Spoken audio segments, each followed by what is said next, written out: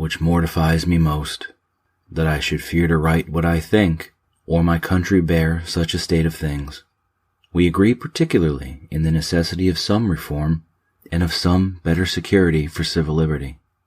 There is a most respectable part of our state who have been enveloped in the XYZ delusion, and who destroy our unanimity for the present moment. This disease of imagination will pass over, because the patients are essentially Republican.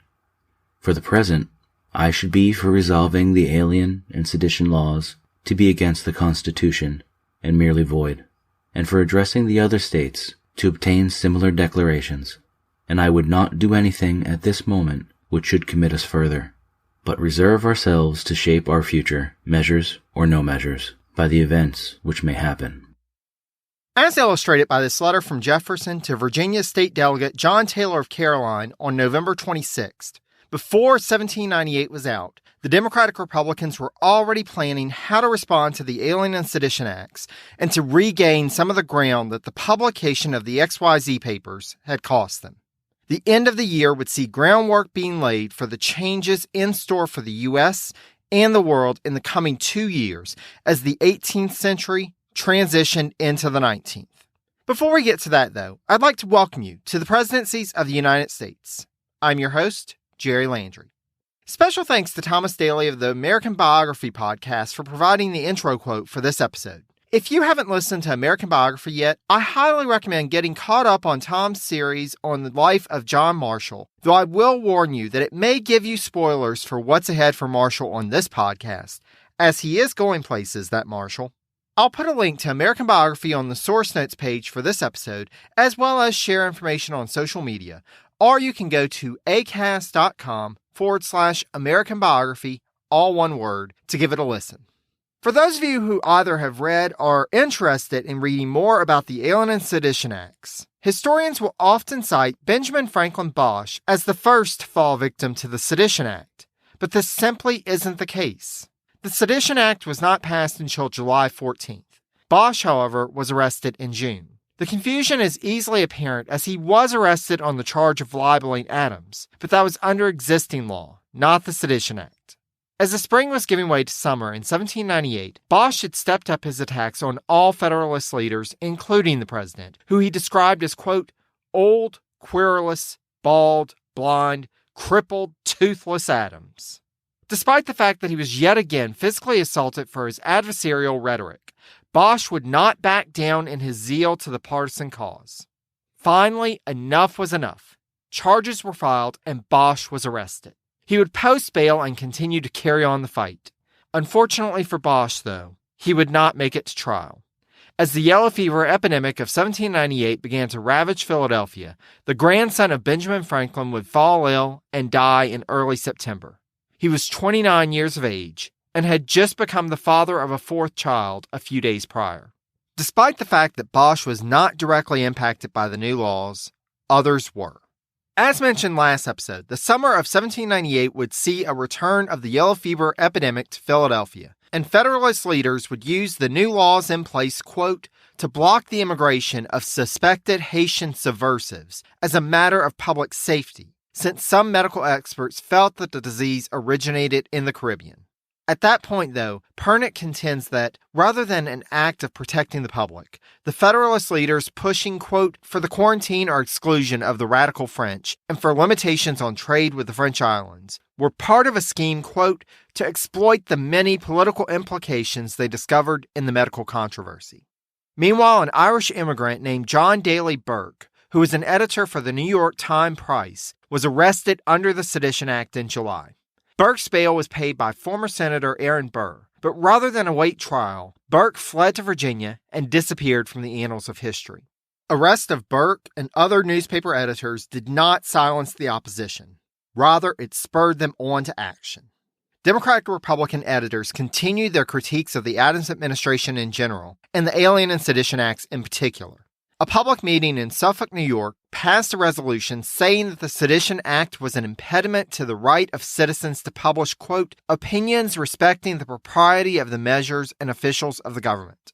A petition was circulated in Northampton County, Pennsylvania, protesting the Sedition Act and collected 1,200 signatures. Then, of course, there was the beast of Vermont, Matthew Lyon. When he returned home that summer, Lyon came out swinging, having a letter critical of Adams and the administration published, and reading the letter at various speeches around the state.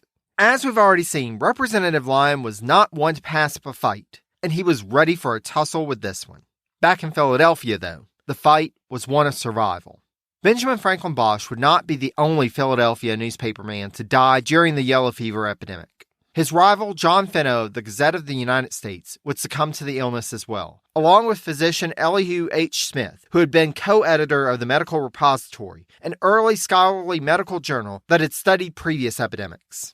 That summer and fall, over 3,500 people would die in the epidemic in Philadelphia, much closer to the 4,000 figure that had died in the 1793 tragedy than the 1,000 from the previous year. During the height of the epidemic, the federal government, i.e. the cabinet officials and those serving under them, temporarily relocated to Trenton, New Jersey. This was not the first time that the Adams administration had made this move either. I noted in episode 2.6 that the government had scattered to nearby towns during the 1797 epidemic. In a case of the underreporting of the details of the Adams administration, I happened to notice while looking at letters from James McHenry for last episode that they were noted as being from Trenton. And the only source that I've been able to find about the 1798 government move is from the U.S. State Department in an online article about the various locations that the State Department has been housed in over the years. Apparently, at least the State Department moved to Trenton in 1797, and all the departments decided to move there in 1798 in order to better work together in their capital away from the capital. As noted in the State Department article, quote, for each move, the department's furniture, books, and papers were carted to the Philadelphia waterfront, shipped up the Delaware River to Lamberton, then just south of Trenton, now a part of that city, and then carted to Trenton. For the return trip, the process was repeated in reverse, and the department would resume its functions in Philadelphia. While in Trenton, the department occupied rooms in the New Jersey State House. Another mention I found of Trenton at the time describes the city thusly. Quote, Trenton, a village no larger than Quincy under normal conditions, was overflowing with refugees from Philadelphia, in addition to several hundred government officials and military officers. The State Department at the very least, though it can be assumed that the rest of the departments moved around the same time, moved to Trenton sometime between August 13th and 18th, and wouldn't return to Philadelphia until November 10th or 16th. This additional distance between Adams and his cabinet would put an increased strain on their relations, as it further slowed the lines of communication between the administration and the president in Quincy. Elbridge Gerry's arrival back in the U.S. would not help matters. As noted last episode, Gerry finally had enough of the sometimes hot, sometimes cold reception from Talleyrand and decided to make his way home. Luckily, though, he had left France with the knowledge that Talleyrand and the Directory government were finally serious about seeking talks with the U.S. Gerry arrived in Boston the day after Adams wrote his letter to Washington to resolve the order controversy we discussed last episode. As soon as Gerry arrived, and indeed before the ship had even docked, he sent an urgent letter to Adams. Mad Magazine. Advertising mascots. B-movie posters. And cartoons. Oh yeah, can't forget cartoons. If you get the funky connection that ties these pop culture gems together, you'll dig Two Designers Walk Into a Bar. See, we're a couple of creatively curious pals living between the bookends of grand museums and dive bars. Hey, you know the place, the sweet spot where highbrow and lowbrow become drinking buddies. So join our barroom chats as we talk influential work and uncover stories of how the familiar became iconic. Think behind the music for the stuff we love. Check out our website at twodesignerswalkintoabar.com. And listen wherever you get your podcasts or visit evergreenpodcasts.com. Adams, meanwhile, had spent the summer and early fall trying to gather information from all the sources available to him to what was going on in Philadelphia, France, the Caribbean, and elsewhere, while keeping a watchful eye over Abigail, still suffering from her lingering illness. Adams had little reason to believe that a French invasion was imminent, but he was acutely aware that the French were still attacking American shipping in the Caribbean. Thus, he focused in on the situation with the Navy and kept up a steady correspondence during that time with his newest cabinet member, Secretary of the Navy Benjamin Stoddard. Stoddard had taken to his new post and hit the ground running. As noted by historian Ian Tull, quote, Stoddard despaired of making sense of the incomprehensible accounts he had inherited from his predecessor, i.e. Secretary of War James McHenry, who had previously been in charge of the Naval Construction Project. A rapid fleet mobilization depended on prompt and efficient day-to-day administration, approvals of provisioning requisitions, payments of salaries, orders to move weapons and ammunition, and constant balancing of accounts with a far-flung network of craftsmen and contractors. The drudgery of bookkeeping may not have been the most thrilling aspect of naval business, but Stoddard understood that it was indispensable. Meanwhile, even before the controversy over his rank in the Army was settled, Alexander Hamilton had thrown himself into the work of getting the Army into order starting in late July. However, in so doing, he found himself working at cross purposes with Secretary of War McHenry. At this point, McHenry had been in charge of the War Department for over 2 years. Thus, he didn't appreciate when Hamilton came in and critiqued his way of taking care of business. Hamilton wrote to McHenry on July 30th, asserting that, quote, "I observe you plunged in a vast mass of details. It is essential to the success of the minister of a great department that he subdivide the objects of his care, distribute them among competent assistants, and content himself with a general but vigilant superintendence." Now, it was all well and good for Hamilton to come in and start pronouncing that McHenry just needed to hand off more work to clerks under him. But in his inspection of the War Department, it seems that Hamilton missed the fact that there were only a couple of clerks available, not the multitudes of subordinates that Hamilton had enjoyed over at Treasury. Congress refused to allocate funds for more clerks in the War Department. And thus, McHenry had to roll up his sleeves and pitch in with the vast mass in order to get things done. The friendship between the two men cooled significantly as McHenry dug in his heels, determined to retain control over his department, while Hamilton wrote to Washington and other powerfully placed friends to get their support in asserting control over the War Secretary. To Washington, he wrote at the end of July, beginning of August, quote, "that my friend McHenry is wholly insufficient for his place, with the additional misfortune of not having himself the least suspicion of the fact. It is so great as to leave no probability that the business of the War Department can make any tolerable progress in his hands. This has been long observed and has been more than once mentioned to the President by members of Congress. He is not insensible, I believe, that the execution of the department does not produce the expected results. But the case is, of course, delicate and embarrassing." It should be remembered, as noted in episode 1.30, Hamilton had never been McHenry's biggest supporter for War Secretary, but in this new argument, he was playing on the fact that Washington had been out of Philadelphia for some time. For as noted by McHenry biographer Karen Robbins, at this point, there had only been one written complaint that we know of about McHenry written to Adams. However, the trick worked, and Hamilton would find a willing audience in Washington, who wrote back in early August that, quote, "Your opinion respecting the unfitness of a certain gentleman for the office he holds accords with mine, and it is to be regretted sorely at this time that these opinions are so well founded. I early discovered, after he entered upon the duties of his office, that his talents were unequal to great exertions or deep resources." Now, at this point, Washington was frustrated by the lack of action on mobilizing the Army. But as we know, dear listener, this was being held up because of first the order controversy, then the necessity of moving the War Department down to Trenton. Hamilton also wrote to Secretary of State Pickering and Secretary of the Treasury Walcott complaining about McHenry and his conduct, and urged them to use their respective positions in the cabinet to get some balls rolling. He didn't stop there, though. Hamilton also wrote to Senator Theodore Sedgwick of Massachusetts along the same lines. In his desire to be the top dog, little did Hamilton think about the damage that he was doing to the administration and to the Federalist Party by pitting major players against one another.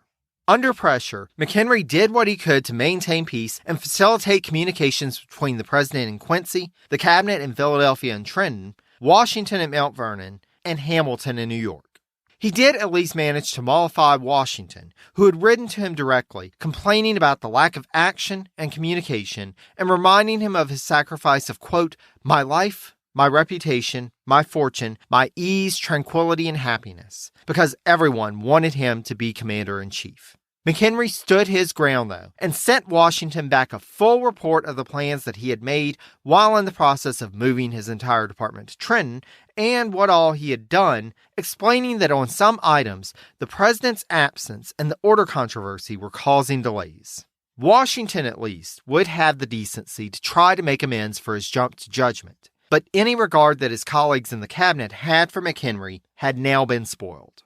Walcott wrote to Hamilton that, quote, "You must, my friend, come on with the expectation of being Secretary of War in fact. Mr. McHenry's good sense, industry, and virtues are of no avail without a certain address and skill in business, which he has not and cannot acquire."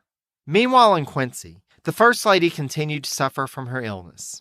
As noted by Withy, Abigail, quote, "usually had 1 or 2 bouts of intermittent fever a year, but they seldom kept her in bed more than a few days. This attack was the most serious she had ever experienced. For days, she believed herself near death." Nabby had come to Peacefield to visit with her parents, and thus was on hand to tend to her mother's needs. As Abigail lay ailing, her husband still had an administration to run, and in addition to preparations for war, another decision came upon his desk. Supreme Court Justice James Wilson passed away in August 1798, the first Supreme Court justice to die while still in office, and his colleague James Iredell had written to Secretary of State Pickering urging that a replacement be put in place immediately in order to attend to, quote, "business of the utmost consequence on the Southern Circuit of Courts." For those who don't know, at that point in American history, the federal judiciary system required the 6 Supreme Court justices to be assigned to one of 3 circuits, the Eastern, Middle, or Southern circuits. And twice a year, the 2 justices assigned to each circuit would ride through and hold court, quote, "with the district judge resident in the state or district where the court sat, composed as the circuit court, to hear, quote, cases based on diversity jurisdiction, cases removed from state courts, and cases presenting important federal, criminal, and civil issues brought by the United States." In a time of rough roads and quite often sparse accommodations, this was a burden on the court, but no circuit more so than the Southern Circuit. Despite the difficulties, it was still work that had to be done, and so the message went to Quincy asking for a replacement to be appointed ASAP. Thankfully, when he received the letter from Pickering, Adams knew exactly who he wanted to appoint. Remember when I said in episode 2.8 that it was likely that Adams had made a note of the name John Marshall? Well, he wrote to Pickering on the 13th, expressing his preference for the vacant Supreme Court seat to go to Marshall. But if Marshall should decline, he also provided another name. As it turns out, Marshall would decline, and would write in his letter to Pickering that, quote, "I'm equally confident that a more proper person could not be named than the man who was Adams's second choice." Bushrod Washington was born in 1762 as the son of John Augustine Washington and nephew of George Washington. He had shared classes with John Marshall at William and Mary and was well established as a lawyer by 1798. At the recommendation of his uncle, he had thrown his hat into the ring that year for a seat in the Virginia state legislature. But the letter from Pickering of his appointment to the Supreme Court would change Bushrod's plans. As the Senate was out of session, Bushrod's appointment on September 29th would be a recess appointment, but the Senate would take up the nomination and confirm it on December 20th without issue. Now, I'm going to ask the question that I imagine is on your mind, dear listener.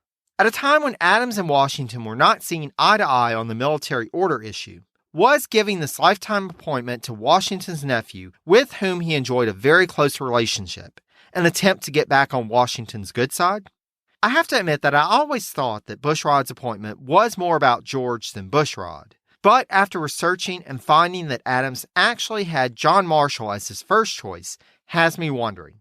Now, Pickering did tell Adams that Marshall was unlikely to accept, though he admitted, quote, "probably no appointment would be more universally approved. But I am sorry to think there is little chance of his gratifying what must be the public wish as well as yours." Despite this, and despite Adams's acknowledgement that, quote, "the name, the connections, the character, the merit and abilities of Mr. Washington are greatly respected," he still wanted Marshall as his first choice. If Marshall declined, though, he felt that Virginia should be represented in the Supreme Court as it hadn't been since 1795. And thus, Bushrod would be an acceptable alternate. Though Bushrod would not stand out in terms of delivering important Supreme Court decisions, Richard E. Ellis asserts that his, quote, great strength was the patience, tact, and fairness he demonstrated while riding circuit, especially in politically charged jury trials. With that settled, the president could turn his mind to other matters, which brings us back to the arrival of Elbridge Gerry at the Adamses' doorstep. By the time Gerry arrived, Abigail was still not in good health, but didn't seem to be in imminent danger. Thus, Gerry found the president more focused on the matters of state before him. Gerry had been reporting back to the State Department, but in this private meeting with Adams in early October, he was able to personally share everything that had transpired and the news that France seemed serious in its desire for a peaceful resolution to the disputes between the two nations. Adams asserted decades later that Gerry's report to Pickering, quote, confirmed these assurances beyond all doubt in my mind, and his conversations with me at my own house in Quincy, if anything further had been wanting, would have corroborated the whole. Gerry's report met the conditions that Adams had laid out in his message to Congress of June 21st that, quote, I will never send another minister to France without assurances that he will be received, respected, and honored as the representative of a great, free, powerful, and independent nation. The challenge now would be to put the brakes on the war machine that he had helped to get going in order to give diplomacy another chance. To be fair, Adams had proceeded cautiously and had not asked for a full declaration of war. However, he knew that Hamilton and McHenry were already hard at work at building up the army. The Navy buildup would be useful even in the event of peace with France, as the Navy was still needed to secure the safety of American commerce on the seas. But an enlarged army could be a problem, especially with Hamilton at the head. Meanwhile, other problems were developing for the president. October 1st had seen a new magazine published. It had the catchy title of The Scourge of Aristocracy and Repository of Important Political Truths. To be fair, the marketing business was not nearly what it would become at that point, and there wasn't as much competition to drive coming up with a title with more buzz. More important to our point, though, is who had put out the magazine. None other than the Lion of Vermont himself. That's right, Representative Matthew Lyon of Vermont used this magazine to attack Federalists for, quote, falsehood, detraction, and calumny, and set himself up in this new vehicle of communication, quote, to oppose truth to falsehood and to lay before the public such facts as may tend to elucidate the real situation of this country. On October 5th, a grand jury indicted Lyon for sedition. Lyon would serve as his own attorney in the case and would argue before the U.S. Circuit Court that the Sedition Act was unconstitutional. Supreme Court Justice William Patterson would dismiss Lyon's objections and sentence him, quote, to 4 months in jail, a fine of $1,000, and court costs of $60.96, and ordered that Lyon remain in jail until the fine and court costs were paid, even if it went beyond the 4-month sentence. Remember how I said earlier in this episode that Lyon was itching for a fight? Well, here it was, dear listener, delivered to him by Justice Patterson with a big red bow wrapped around it. For 1798 was the midterm election year. Lyon would become the first candidate for Congress to run his campaign from a prison cell. On October 14th, he wrote to Senator Stevens T. Mason of Virginia of his situation and asserted that he was glad to serve as a martyr for the cause against the Sedition Act, as he, quote, was best able to bear it. Lyon's followers in various parts of the nation would take up his cause, composing poems, articles, and petitions in support of him. He would go on to win re-election in a landslide, infuriating Federalists. Lyon's victory, however, would prove to be one of the few bright spots for Democratic Republicans in the election for the 6th U.S. Congress. Federalists would maintain their majority in the Senate and gain 4 more seats in the House. Despite their electoral losses, there was reason to hope that the tide might yet turn for the Democratic Republicans. At the same time as candidates were campaigning, the fall of 1798 saw Liberty polls beginning to rise again in Pennsylvania, but this time they were being raised much closer to Philadelphia than in the lead up to the Whiskey Rebellion. This time, the dispute was in the counties immediately surrounding Philadelphia. Yet again, though, the dispute causing the protest was over taxes. Remember when I said in episode 2.9 that Congress had passed a new land tax in order to help meet the ballooning military expenditures? Well, some people weren't too happy when tax officials started coming around their property to assess their land in order to determine how much they owed in taxes. As noted in episode 2.6, this land tax was coming on top of shaky economic times along the eastern seaboard, and the counties surrounding Philadelphia, like many rural Pennsylvania counties, had experienced financial issues even before the Panic of 1797. As noted by historian Paul Douglas Newman, quote, in the decade after the Revolution, depreciating paper money and the scarcity of specie led to foreclosures and evictions throughout rural Pennsylvania. There was also a socio-cultural component to the growing agitation. This area of Pennsylvania had a large population of German Lutheran and German Reformed citizens who called themselves Kirchenleute, or church people. They considered themselves a separate group from the Sektenleute, German sectarians. While the Kirchenleute tended to support Democratic Republicans and were a strong political presence in the area, the tax assessors coming around were primarily Quakers or Sektenleute, as they tended to be Federalist, which further inflamed the Kirchenleute.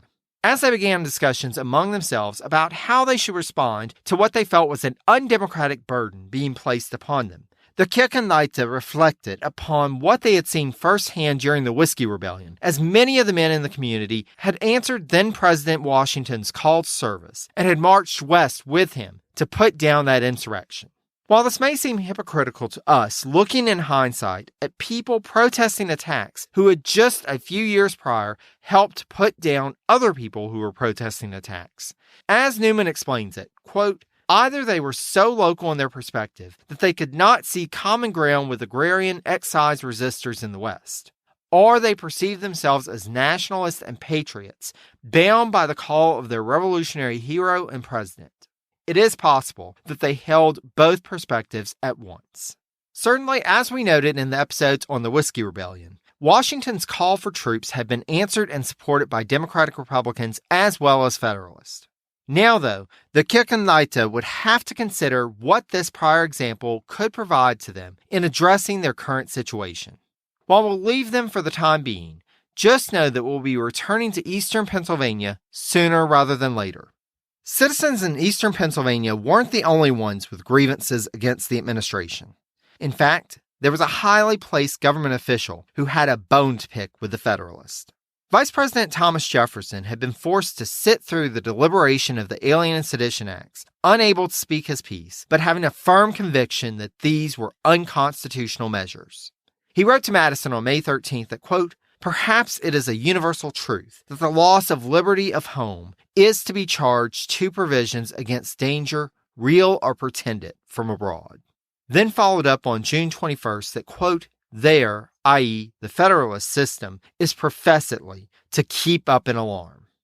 As word started coming in during the summer and fall of how Democratic-Republican editors were being hauled off to jail under the new laws, which Jefferson proclaimed as violating their rights, the vice president was not aware that his own constitutional rights were being violated. Around this time, Secretary of the Treasury Walcott interrogated a Democratic-Republican newly returned from Europe carrying various messages, including one for Jefferson.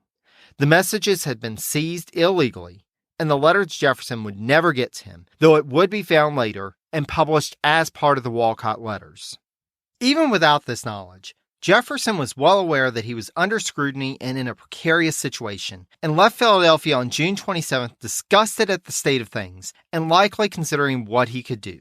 With prominent Democratic Republicans both in and out of government being arrested and mail being seized and opened, Jefferson would have to proceed carefully. But it seems at some point in the summer or fall, he came to an agreement with his friend James Madison to stage a protest through state legislatures.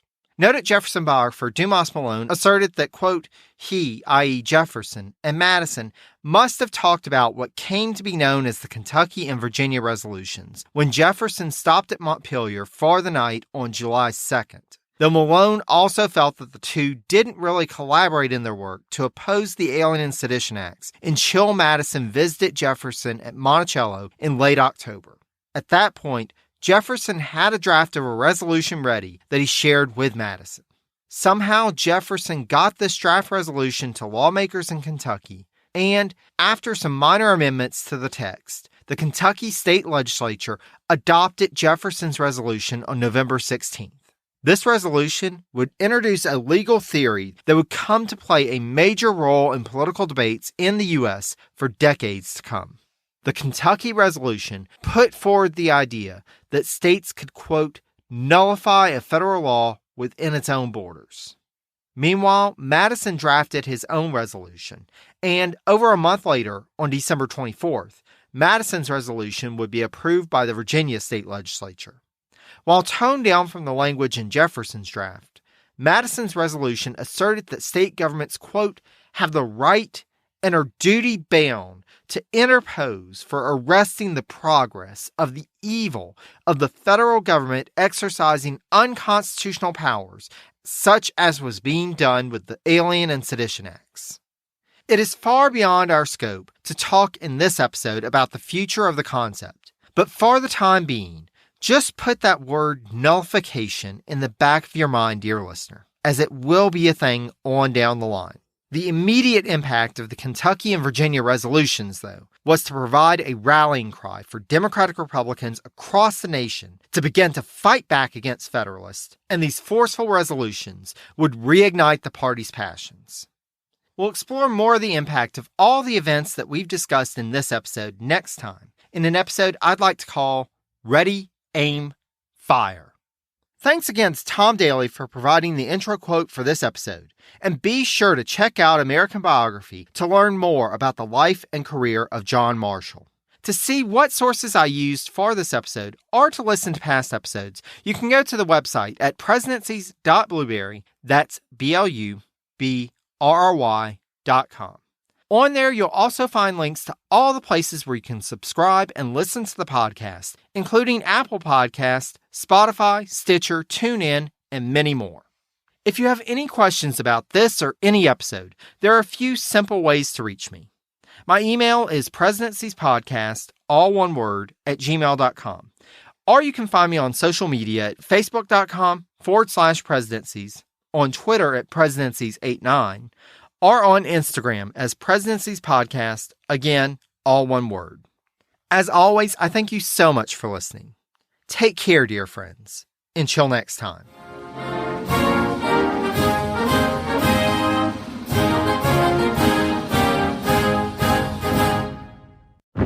The Battle of Waterloo was one of the most famous turning points in world history. But what happened next?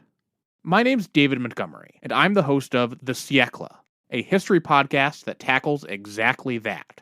Join me as I cover France's overlooked century in between Napoleon and World War I. The Siècle, spelled SIECLE, is part of the Evergreen Podcast Network and can be found wherever you get podcasts.